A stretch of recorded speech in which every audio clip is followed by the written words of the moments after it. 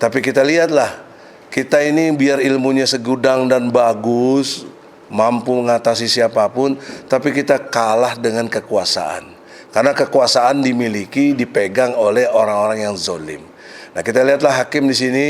Tadi saya lihat masuk ke sini ada visi dari badan peradilan yang mandiri, badan peradilan yang agung. Kita lihatlah visi misi di pengadilan ini jalan apa tidak. Apa cuma omdo aja papan-papan pengumuman itu. Persoalan persidangan ini kuncinya sebenarnya ada pada ijazah palsu. Dan ijazah palsu itu bisa selesai kalau saja Presiden Joko Widodo menunjukkan ijazah aslinya di hadapan persidangan. Sehingga ini ijazah palsu, ijazah asli ini harus dihadirkan di persidangan atau tidak? Harus. Ini genting atau tidak masalah ini? Genting. Maka harusnya yang dikeluarkan itu bukan Perpu Cipta Kerja, tapi Perpu ijazah palsu.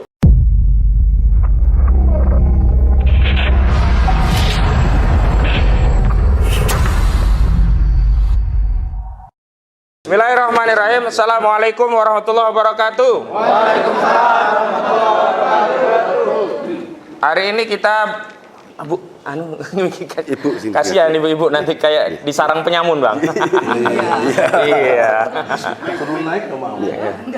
Baik, pagi ini kami dari tim advokasi Bela Gus Dur juga Bela Bambang Tribulono akan menghadiri sidang dalam agenda pemeriksaan saksi-saksi, dan sebenarnya kita harapkan hari ini yang kita hormati Bapak Presiden Joko Widodo berkenan hadir untuk memberikan keterangan dua. Yang pertama, keterangan terkait dirinya memang punya ijazah. Yang kedua, ijazahnya memang ada. Dan yang paling penting menurut Pak Amin Rais apa? Asli. Nah, Pak Amin Rais disebut apa? Asli. Begitu ya. Nah, untuk itu yang pertama kali kepada Bang Egy. Silakan Bang, sampaikan pandangannya Bang. Ya, di dalam proses hukum yang terpenting itu dua hal penting, yaitu bukti-bukti dan saksi. Kini persidangan masuk tahap itu, bukti dan saksi. Oleh karenanya, bagaimana hakim mau memutus kalau bukti dan fakta saksi-saksinya tidak menerangkan yang sebenarnya? Atau dengan kata lain, ijazah asli yang dimaksud oleh Jokowi yang selama ini dipegang itu mana? Kami tunjukkan lewat klien kami Bambang Tri dan Gus Nur bermubahalah menyatakan itu palsu. Atau dengan kata lain, Jokowi tidak memiliki ijazah SD, SMP, SMA yang sebenarnya, termasuk nanti yang UGM itu tersendiri. Nah, pertanyaan seriusnya, mengapa hingga hari ini Jokowi tidak juga memberikan yang aslinya? Kan ini soal yang sangat-sangat sederhana dan amat menyelesaikan masalah. Tapi kalau sampai hari ini Jokowi juga di kampungnya ini kan Solo ini nggak datang juga, maka haruslah kami berharap hakim tidak perlu lagi ikutin tahapan-tahapan yang ada dalam konteks persidangan. Harus dinyatakan ini, ditetapkanlah ijazah Jokowi itu palsu. Nah, sehingga dengan demikian ada peristiwa hukum yang disebut pelanggaran. Maka dengan pelanggaran itu terjadilah impeachment. Mestinya begitu. Karena Jokowi menggunakan ijazah palsu pada waktu mendaftar capres. Nah, itu persyaratan yang serius, maka Jokowi harus batal demi hukum, tidak bisa melanjutkan menjadi presiden. Itu harus menjadi kenyataan hukum yang harus diputuskan. Tapi kita lihatlah, kita ini biar ilmunya segudang dan bagus, mampu mengatasi siapapun, tapi kita kalah dengan kekuasaan. Karena kekuasaan dimiliki, dipegang oleh orang-orang yang zolim. Nah, kita lihatlah hakim di sini. Tadi saya lihat masuk ke sini ada visi dari badan peradilan yang mandiri, badan peradilan yang agung. Kita lihatlah visi misi di pengadilan ini jalan apa tidak. Apa cuma omdo aja papan-papan pengumuman itu. Kita lihat ke depan, insya Allah hakim diberi hidayah oleh Allah, memutuskan untuk jelas dengan ditetapkan ijazah Jokowi adalah palsu. Allahu Akbar. Allahu Akbar. Allahu Akbar. Assalamualaikum warahmatullahi wabarakatuh. Selanjutnya, mohon perwakilan dari Pak Nurudin untuk menyampaikan dukungan bagi Gus Dur dan Bambang Tri karena selama ini begitu banyak dukungan dari masyarakat Solo dan kita berterima kasih sekali. Ini hadir kira-kira ada berapa nih? 100-an nih yang hadir. Ya. Di luar masih. Di luar masih banyak lagi. Monggo, Pak. Ya. Pegang dulu itu. Dipegang. Ini nah itu dipegang. Ya. Assalamualaikum warahmatullahi wabarakatuh. Waalaikumsalam warahmatullahi wabarakatuh. Nama saya Salim dari warga Solo. Yang pasti kami semuanya di sini sebagai pendukung dari Bapak Nur, Gus Nur seperti itu, dan Bambang Tri. Kami selalu mendukung dan insya Allah perjuangan ini akan membuahkan hasil yang manis. Amin. Dan kita buktikan siapa yang sebenarnya berijazah palsu. Seperti itu. Kita buktikan di sini dan semoga Allah meridhoi dari apa-apa yang kita lakukan. Allahu Akbar. Ada lagi yang lain monggo sebelum saya? Yang paling jauh. Ji, monggo. Yang wanita salah satu ngomong. Terima kasih. Assalamualaikum warahmatullahi wabarakatuh. Waalaikumsalam warahmatullahi wabarakatuh. Nama saya Lili Parianto, umur saya 69 tahun. Masya Allah. Saya dulu juga berjuang sama-sama Bang Egi, terakhir di Megamendung waktu itu. Allahu Akbar. Kami warga Solo asli dan saya kebetulan tetangga kecilnya Jokowi ada di Nusuan. Itu saya adalah pendukung kebenaran. Saya pendukung kebenaran di sini. Saya rutin setiap sidang pasti datang. Demikian mudah-mudahan Jokowi mau datang untuk menunjukkan kejentlemanannya, menunjukkan jasa yang asli agar kami percaya bahwa Solo tidak dipermalukan oleh Jokowi. Sekian, terima kasih. Waalaikumsalam warahmatullahi wabarakatuh. Waalaikumsalam warahmatullahi wabarakatuh. Perwakilan dari ibu-ibu siapa monggo? Nah ini nih. Monggo, monggo. Tekan gini ya. NKRI harga jual.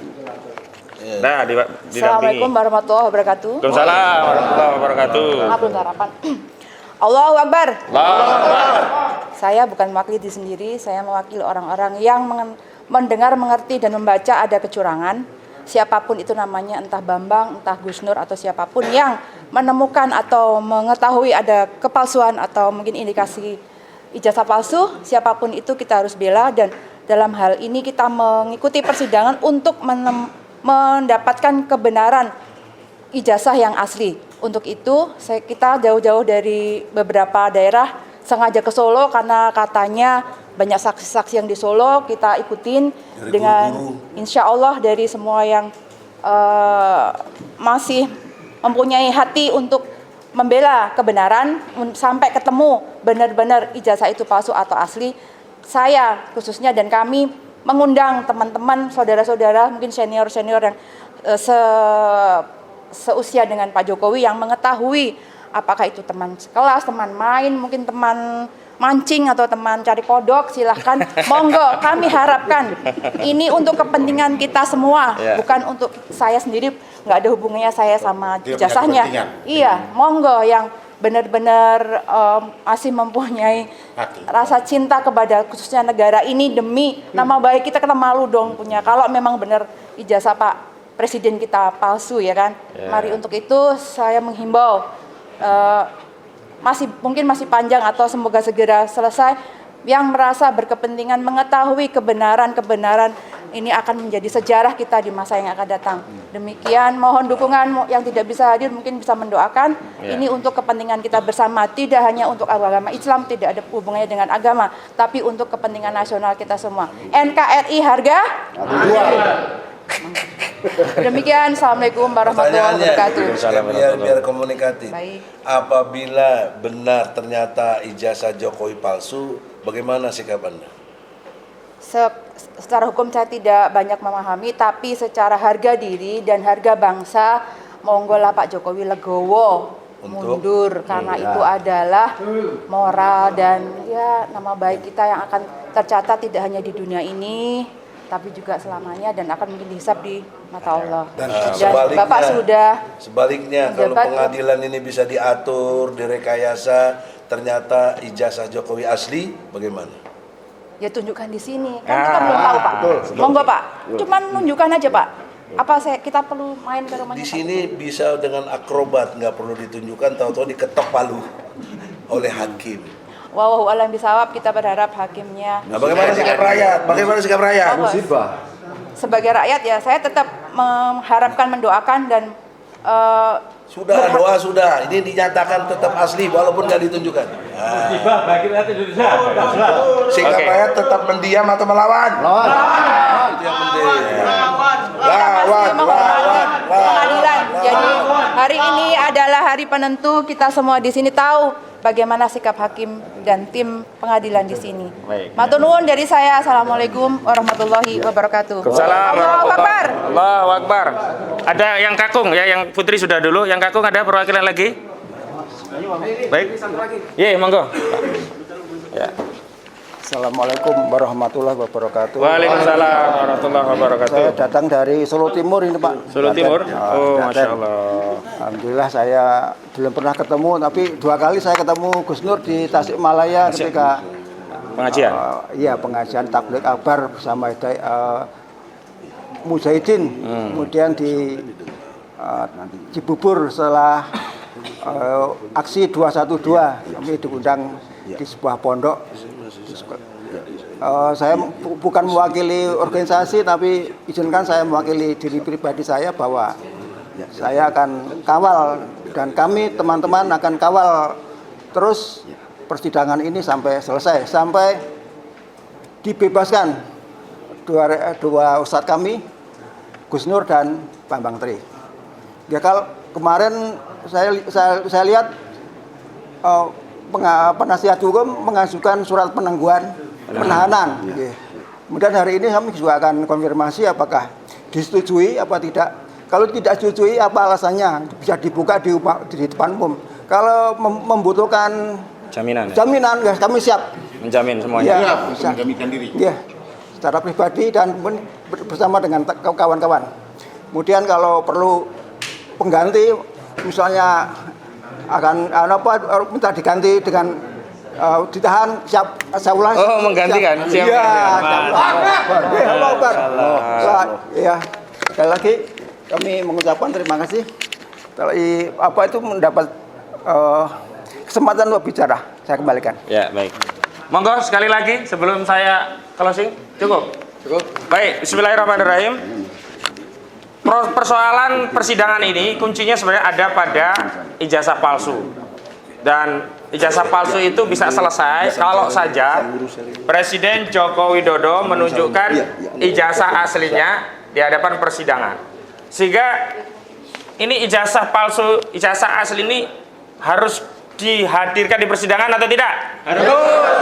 Ini genting atau tidak masalah ini? Genting. Maka harusnya yang dikeluarkan itu bukan Perpu Cipta Kerja, tapi Perpu ijazah palsu, di mana di dalam Perpu itu sangat genting dan mendesak untuk menunjukkan ijazah kepala negara sekaligus kepala pemerintahan agar tidak ada lagi dusta di antara seluruh anak bangsa. Karena benar tadi kalau sampai ternyata ijazah ini palsu berarti kita mewariskan ya kepemimpinan nasional kepada orang yang tidak berhak, dan ini akan menjadi cacat sejarah, aib sejarah. Bukan hanya buat kita, bukan hanya buat Bambang Tri sama Gus Dur, tapi ini aib sejarah bagi seluruh rakyat Indonesia. Gus Dur sudah benar dia mencari verifikasi dengan melakukan mubahalah kepada Bambang Tri. Bambang Tri juga sudah benar melakukan mubahalah karena dia meyakini ijazahnya palsu. Yang keliru itu kenapa orang meyakini mubahalah dan mengamalkan mubahalah soal ijazah, dan yang diyakini ijazah palsu kok dianggap penistaan agama. Yang kedua, kalau ini dianggap kabar bohong, ya kan, dianggap menebarkan kebohongan yang menyebabkan keonaran di tengah masyarakat. Pertanyaan seriusnya, nah ini meminjam istilahnya Bang Egy Sujana nih. Pertanyaan seriusnya, kabar benarnya mana? Begitu. Kabar jujurnya mana? Kabar benarnya kan harusnya ada ijazah asli. Sampai sekarang belum ada ijazah asli. Diduga kuat tidak ada ijazah asli. Karena itu kita butuh ijazah asli. Kan tuh Pak Jokowi datang membawa ijazah asli. Jangan sampai negeri ini dipenuhi dengan kepalsuan. Kalau saja terbukti nanti ijazah itu palsu, berarti kita dipimpin presiden yang palsu. Berarti semua kebijakan yang diaturnya adalah palsu. Berarti kita semua kena prank oleh seorang kepala negara yang palsu. Mau atau mau? Tidak. Nah, ini kan saya ajak mau atau mau saja tidak. Berarti kan punya kesadaran hari di sini, tidak hanya terbawa oleh omongan saya. Ketika saya tanya mau atau mau, ternyata jawabannya juga tidak. Tidak, karena kita semua punya kepentingan dan tidak mau kalau punya presiden dengan ijazah palsu. Itu yang pertama. Yang kedua, sebenarnya Bang Egy Sujana sudah memulai ikhtiar dengan sangat elegan untuk menghadirkan presiden dalam sebuah forum yang setara antara rakyat warga negara dengan kepala negara, yakni melalui gugatan perbuatan melawan hukum di Pengadilan Negeri Jakarta Pusat. Saat itu harusnya presiden datang. Sidang pertama, presiden justru tidak datang. Sebelum sidang, Bambang Tri dan Gus Dur malah ditangkap. Dan akhirnya Bambang Tri tidak mampu untuk menghadirkan bukti-bukti di persidangan dan mencabut. Dan sekarang, karena sekarang kasusnya pidana, jadi beban pembuktian ada pada Polisi jaksa dan jaksa. Jadi jaksa yang harus menghadirkan presiden dan ijazah aslinya di persidangan ini.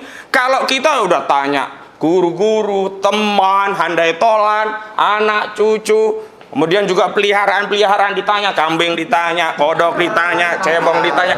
Tapi yang punya ijazah belum pernah ditanya. Ijazah aslinya belum pernah dihadirkan. Ini persidangan apa ini gitu? Ada kabar bohong kan berarti ada kabar benarnya, ya kan? Menuduh orang kabar bohong tapi tidak menunjukkan mana kabar benarnya. Ini kan sama saja menggunakan kekuasaan untuk zolim kepada rakyat. Mentang-mentang punya wewenang bisa nangkap, lalu Bambang Tri dan Gus Dur ditangkap, langsung dipenjara, dan hari ini ditahan. Makanya benar tadi kita akan tanya apa argumentasinya kalau nanti tidak bisa dikabulkan penangguhan penahanan. Kenapa? Karena penangguhan penahanan itu sudah dijamin tidak akan lari, tidak akan menghilangkan barang bukti, tidak akan mengulangi perbuatan pidana lagi, dan istrinya juga siap menjamin. Ini tadi ada yang siap juga menggantikan kalau sampai lari. Gus Dur gak mau sidang ya, yang di sidang gantinya ada nih. Jadi kita mau lihat nanti bagaimana pertimbangan hakim terhadap permohonan penangguhan yang diajukan. Yang ketiga, saya kira ini yang paling penting bukan bagi kita semua. Kita hadir ini betul tadi bukan hanya karena membela Gus Dur juga Bambang Tri, tapi kita punya kepentingan yang lebih besar. Bagi siapa? Bagi generasi bangsa ini, generasi seterusnya. Ya, ini anak cucu kita yang tidak tahu menahu sejarahnya, kok nanti ternyata di buku sejarah Indonesia tertulis, di Wikipedia tertulis, negara Indonesia yang begitu luas dengan ribuan pulau, dengan luas wilayah yang luas sekali, dengan penduduk ya jutaan, ternyata pernah dipimpin oleh seorang presiden dengan ijazah palsu. Ini kan memalukan, benar tidak? Makanya kita jangan sampai mewariskan ya legacy memalukan ini kepada anak cucu kita. Ini yang paling penting.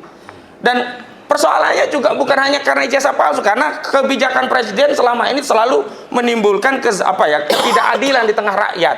Ya, banyak sekali dia melanggar PPKM semaunya, tidak dihukum. Tapi Habib Rizik Syihab hanya ngomong, alhamdulillah saya dalam keadaan sehat, langsung dianggap mengedarkan kebohongan. Padahal presiden ada 66 ya Bang. Kita pernah gugat dulu 66 kebohongan Presiden Joko Widodo, baik saat kampanye atau dalam janji setelah menjadi kebijakan. Di antara yang paling terkenal adalah masalah mobil SMK.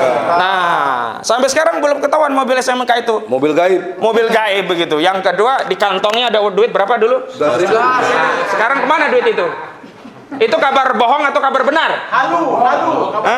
Kabar halu, kabar bohong. Harusnya kalau memang konsisten ya, equality before the law, ada kebersamaan di muka hukum, yang ditangkap bukan hanya Bambang Tri dan Gus Nur. Saudara Joko Widodo harusnya juga ditangkap, itu baru adil.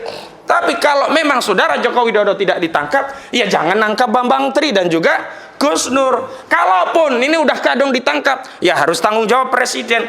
Ya, serahkan ijazah aslinya. Sehingga menjadi tenang kita. Oh, ternyata Bambang Tri keliru. Oh, ya sudah, Bambang Tri penjara saja. Jangan hanya 10 tahun. 100 tahun di penjara nggak apa-apa. Kalau memang terbukti Bambang Tri yang salah. Tapi faktanya belum dibuktikan ijazah aslinya.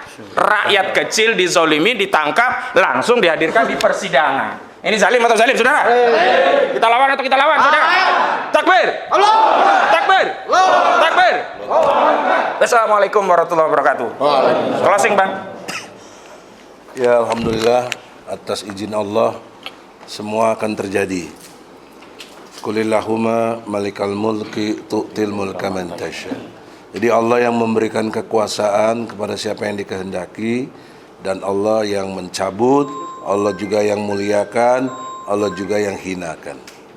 Saudara-saudara, terutama majelis hakim dan jaksa, peristiwa politik berhimpitan dengan peristiwa hukum. Sebentar lagi peristiwa politik akan ada. Sekarang udah 2023. Ya. 2024 akan ada pergantian.